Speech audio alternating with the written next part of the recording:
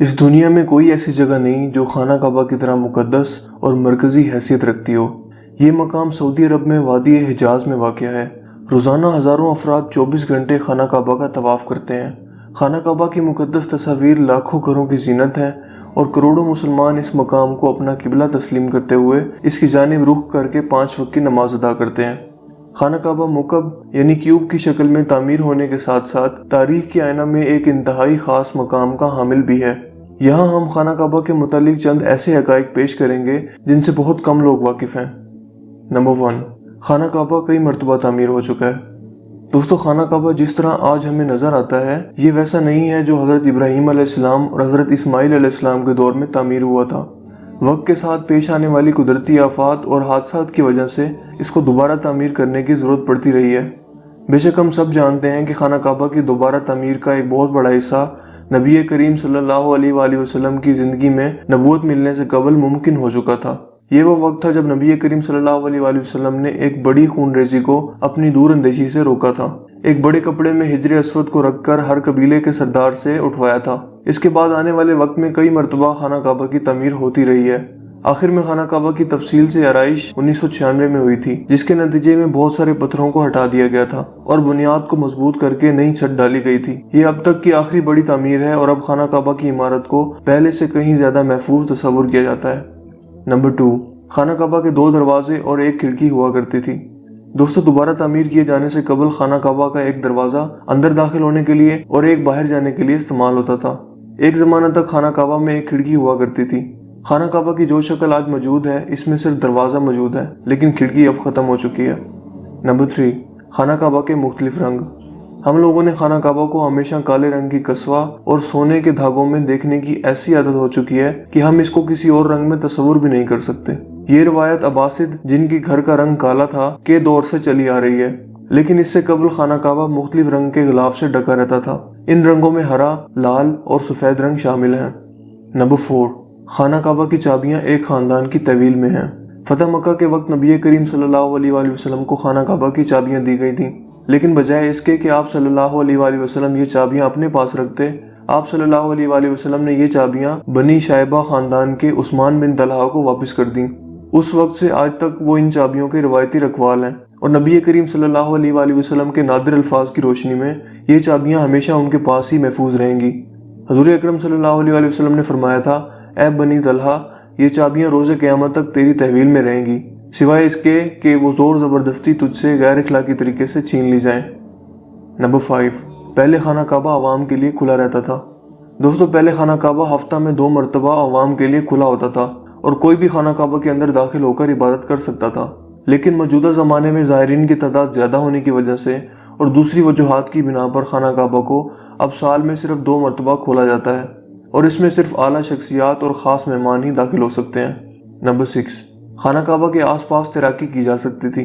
دوستو، خانہ کعبہ کے وادی کے نچلے حصے میں ہونے کی وجہ سے دیگر مسائل میں سے ایک مسئلہ یہ بھی تھا کہ جب بارش ہوا کرتی تھی تو وادی میں سیلاب آ جایا کرتا تھا۔ یہ مکہ جیسے شہر کے لیے کوئی انوکھی بات نہیں تھی، لیکن یہ بات دوسرے مسائل کی وجہ بنتی تھی۔ اس وقت یہاں سیلاب کی روک تھام اور نکاسی آب کا نظام موجود نہیں تھا۔ بارش کے آخری دنوں میں خانہ کعبہ پانی میں آدھا ڈوبا رہتا تھا اور یقیناً یہاں پر آپ کے ذہن میں ایک سوال آتا ہوگا کہ کیا اس وجہ سے طواف کعبہ رک گیا تھا؟ ہرگز نہیں، مسلمانوں نے کعبہ کے ارد گرد تیراکی شروع کر دی تھی۔ نمبر 7، تزئین و آرائش کروانے والے حکمرانوں کے نام کی تختی۔ کئی سال تک بہت لوگ اندازہ لگاتے رہے کہ خانہ کعبہ اندر سے کیسا نظر آتا ہے۔ وہ لوگ خوش نصیب ہیں جن کو خانہ کعبہ کے اندر داخل ہونے کی سعادت ملی، اور ایک خوش نصیب وہ ہیں جن کو تصویر بنانے کا موقع ملا، اور لاکھوں لوگوں نے یہ تصویریں انٹرنیٹ پر آن لائن دیکھی۔ خانہ کعبہ کا اندر کا حصہ سنگ مرمر اور ہرے رنگ کے کپڑے سے ڈھکا ہوا ہے۔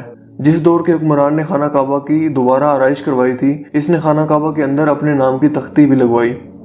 نمبر 8، خانہ کعبہ کی تعداد 2 ہے۔ دوستو، خانہ کعبہ کے بالکل اوپر جنت میں ایک اور خانہ کعبہ موجود ہے۔ اس کا ذکر قرآن پاک میں بھی آتا ہے اور نبی پاک صلی اللہ علیہ وآلہ وسلم نے بھی اس بات کی نشاندہی کی ہے۔ اللہ کے نبی صلی اللہ علیہ وآلہ وسلم نے معراج کا واقعہ سناتے ہوئے فرمایا، جب مجھے بیت المعمور دکھایا گیا تو میں نے حضرت جبرائیل علیہ السلام سے پوچھا۔ انہوں نے جواب دیا کہ یہ بیت المعمور ہے جہاں 70,000 فرشتے روزانہ اللہ کی عبادت کرتے ہیں، اور جب وہ یہاں سے جاتے ہیں تو واپس نہیں آتے، مطلب ہمیشہ نیا دستہ آتا ہے۔ نمبر 9، حجر اسود۔ दोस्तों, क्या आपने कभी इस बात पर गौर किया है कि हिजर असवद चांदी के सांचे में क्यों घिरा रहता है? कुछ लोगों का ख्याल है कि हिजर असवद अमायाद की फौज के हाथों मारे गए पत्थर लगने की वजह से टूट गया था जब वो मक्का पर काबिज थे, जबकि ये पत्थर अब्दुल्ला बिन जुबैर की मलकियत में था। कुछ ज़राए के मुताबिक हिजर असवद बहरीन से ताल्लुक़ रखने वाले इस्माइली ग्रुप ककमाटियंस के हाथों टूट गया था। इन लोगों का ये ख्याल था कि हज मुबारक एक तौहीन परस्ती का अमल है। अपनी बात को सच साबित करने के लिए इन लोगों ने 10,000 हजाज को मारकर इनकी बाकियात को आब जमजम के कुएं में फेंक दिया था। ये गैर इंसानी अमल काफ़ी नहीं है। ये शैतान हिजर असवद को अरब के मशरिक में ले गए और फिर इराक के शहर कुफा ले गए, जहाँ इसके एवज तमान वसूल किया गया। जब इनको मजबूर किया गया था कि वो इसको खलीफा इबाफत को वापस कर दें। जब इसे वापस किया गया था तो ये टुकड़ों में था और इसको यकजान करने का सिर्फ एक ही तरीका समझ आया था कि इसको चांदी के सांचे में रखा जाए। कुछ तारीखदानों के मुताबिक इस मुकद्दस पत्थर के कुछ हिस्से आज भी कहीं गुम हैं। नंबर 10, खाना काबा मुकब की शक्ल का नहीं है। मुकब की शक्ल यानी स्क्वायर से मशहूर खाना काबा दरअसल मुस्ततील की शक्ल का है। खाना काबा कभी भी मुकब की शक्ल का नहीं था। इसकी असल जाविये के मुताबिक ये एक आधा गोल हिस्सा है जिसको हिजरे अस्मावील कहा जाता है। नबी करीम सल्लल्लाहु अलैहि वसल्लम को नबूवत मिलने से पहले जब खाना काबा की दोबारा तामीर हुई थी, तब कुरैश ने इस बात की हामी भरी थी कि वो हलाल कमाई से ही इसकी तामीर मुकम्मल करेंगे। इसका मतलब ये है कि जुए, लूट मार, जिस्म फरोशी और सूद जैसे हराम कामों से कमाया हुआ पैसा इस्तेमाल नहीं होगा। कुरैश इतने अमीर तिजारती शहर में होने के बावजूद इतनी रकम जमा करने में नाकाम हो चुके थे जो खाना काबा की तामीर इसके असल साइज और रकबा के हिसाब से कर सकें।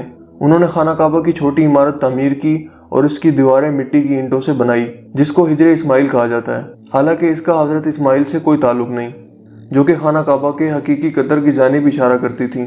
अपनी ज़िंदगी के आखिरी हिस्सा में हज़रत मोहम्मद सल्लल्लाहु अलैहि वसल्लम ने खाना काबा की दोबारा तामीर का इरादा किया था, मगर ये अजीम फरीज़ा अंजाम देने से पहले ही आप सल्लल्लाहु अलैहि वसल्लम जहां फ़ानी से कूच कर गए। खलीफा अब्दुल्ला बिन जुबैर के दौरे हुकूमत के चंद साल के मुख्तसर वक्फा में खाना काबा अपनी उसी शक्ल में मौजूद था जिसमें नबी पाक सल्लल्लाहु अलैहि वसल्लम ने देखा था। दोस्तों, मुझे उम्मीद है आज की ये वीडियो आपके लिए काफ़ी इंटरेस्टिंग हुई होगी और आपकी इन्फॉर्मेशन में इजाफे का बाइस बनी होगी। अगर वीडियो आपको अच्छा लगा तो इस वीडियो को लाइक कीजिए और शेयर कीजिए। मज़ीद इस तरह की वीडियोज़ के लिए आप हमारे चैनल को ज़रूर सब्सक्राइब। मैं मिलूंगा आपसे एक नई इंटरेस्टिंग वीडियो में। तब तक के लिए अपना बहुत सा ख्याल रखिएगा।